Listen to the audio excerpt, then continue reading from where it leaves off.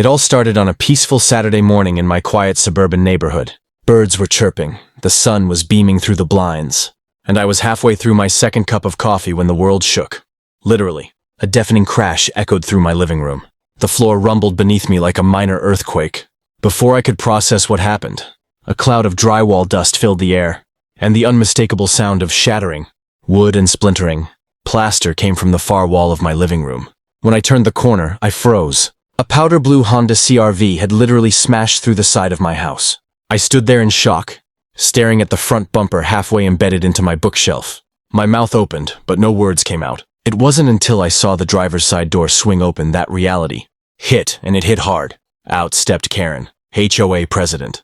Constant complainer, the kind of woman who took photos of your garbage cans if they were 1 inch out of alignment. She once fined a neighbor for a sunflower growing through their fence. She was that kind of HOA tyrant. Wearing her usual sun hat, oversized sunglasses and scowl, she stumbled out of the car, brushed herself off, and looked around like she was the one who'd just been victimized. I blinked at her. "Karen, you drove through my wall," she scoffed. "You need to cut back those hedges." I couldn't see the curb. She gestured toward a perfectly legal, city-approved row of shrubs along my driveway. "They're a safety hazard." "You drove through my wall," I repeated, pointing at the car embedded in my house. Karen crossed her arms. "I'll have to report this to the HOA, and maybe even the city. Your landscaping is obstructive. That's probably why I lost control of my vehicle." I stared at her, completely speechless. The police arrived about 15 minutes later. So did the fire department. A crowd began forming, neighbors murmuring about the wreckage. My house, my sanctuary, looked like it had been attacked by a battering ram. The officer took statements. Karen was cool, smug even. She insisted I was at fault, that my hedge had obscured her view and caused the incident. I thought it couldn't get worse. I was wrong. 2 weeks later, I received a legal notice. Karen was suing me. Her claim? That my hedge violated HOA visual guidelines and was directly responsible for her loss of control. I laughed. Then I panicked. Then I hired a lawyer. And that's where the real madness began. I should have known Karen wouldn't stop with just wrecking my house. The moment I received that lawsuit notice in the mail, complete with her signature, in ridiculous cursive and a 5-page list of damages she sustained, I knew I was in for a long ride. According to her claim, I was negligent. Her lawsuit alleged that my front hedge, which she claimed jutted into the sidewalk, it didn't, obstructed her vision as she drove down the street. The document went on to say she suffered mental trauma, neck strain, and that her car, her 10-year-old Honda CR-V, was permanently depreciated because of the crash. Oh, and she also wanted compensation for humiliation endured due to the public nature of the accident. Humiliation she caused by driving into my wall. At first, my lawyer, Dan, chuckled when I handed him the papers. He skimmed through them, shook his head, and said, "Typical HOA power trip." But he got serious when I showed him the surveillance footage from my doorbell camera. The video clearly showed Karen swerving wildly, missing her driveway by about 8 feet, and plowing directly through my front yard. Not a hedge in sight. Not a squirrel, not a shadow, nothing obstructed her view. She just didn't brake. Dan said, "This isn't just a nuisance lawsuit. This is defamation and property damage, and a countersuit waiting to happen." So we filed a countersuit. Damages to my home were already climbing into the 5-figure range. The car had broken through 2 load-bearing walls, destroyed my flooring, and knocked over a large fish tank, flooding the space. On top of that, I'd had to move into a short-term rental while repairs were underway. Meanwhile, Karen kept doubling down. She filed a formal HOA complaint against me, claiming my hedge was a community hazard, and demanding the board fine me $500 a day until it was trimmed to regulation height. Only problem: my hedge had already passed a city inspection, and the HOA guidelines didn't even specify height for that part of the property.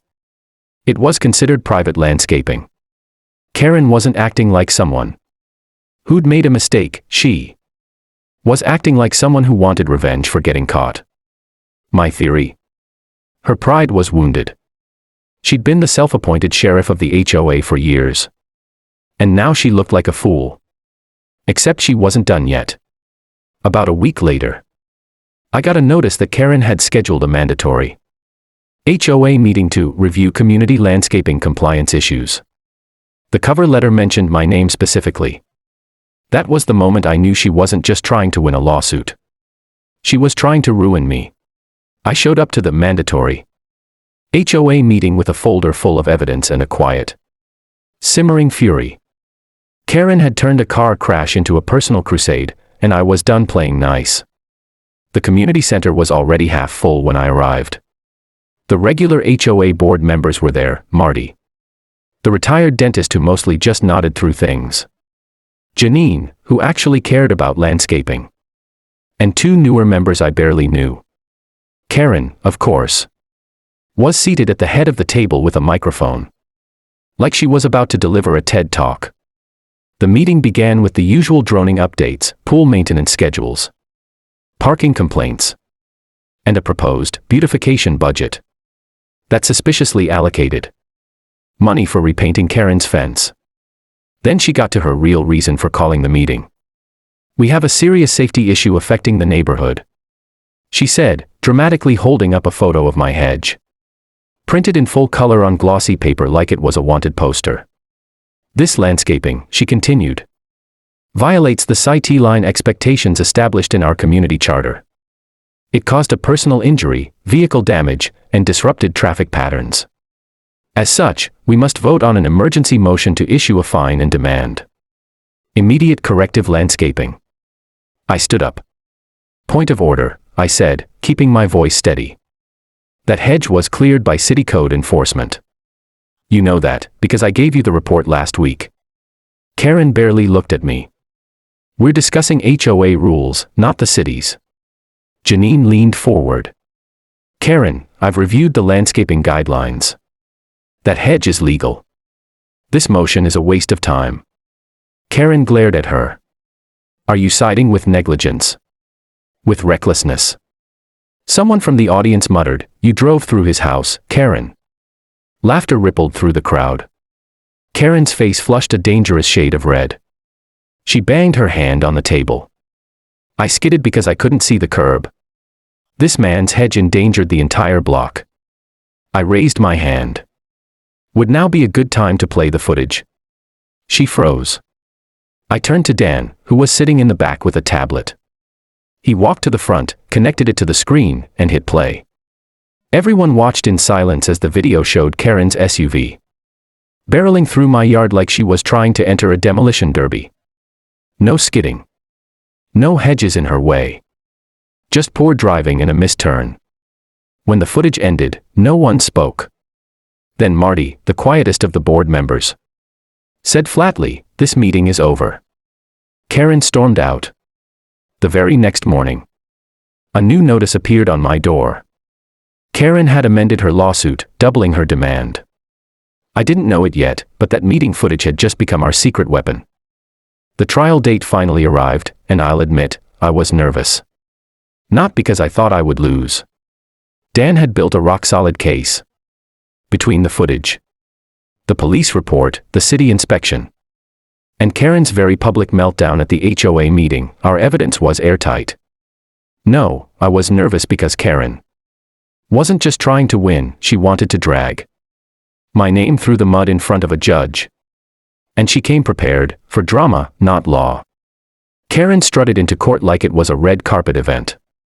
Designer handbag, perfectly curled hair, and a stack of binders labeled evidence.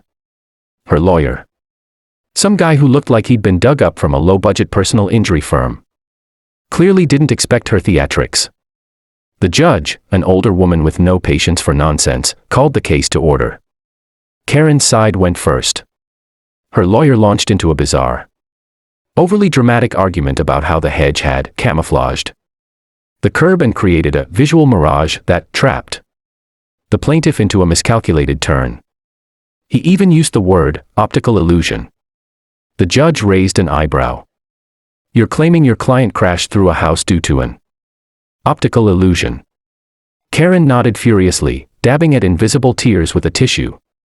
Then it was Dan's turn. He played the footage. Again. This time, in slow motion. The courtroom watched Karen veer off the street, drift through an open lawn, and blast straight into my living room. Dan handed over a certified letter from the city, declaring the hedge was fully compliant with local code. Then he dropped the big one.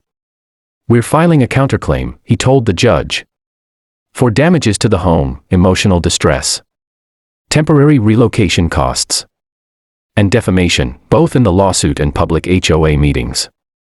Karen's lawyer tried to object, but it fell apart quickly. After reviewing everything, video, photos, reports, and the HOA guidelines, the judge gave her ruling.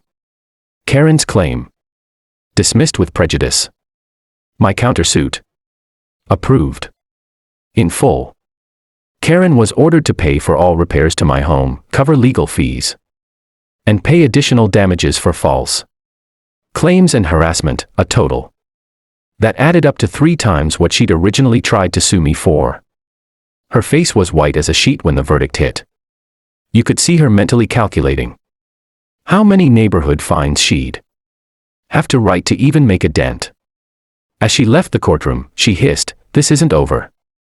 I smiled. "It is for me." Repairs on the house finished last month. The hedge still standing. Karen quiet, at least for now. And the HOA, they voted her out as president unanimously.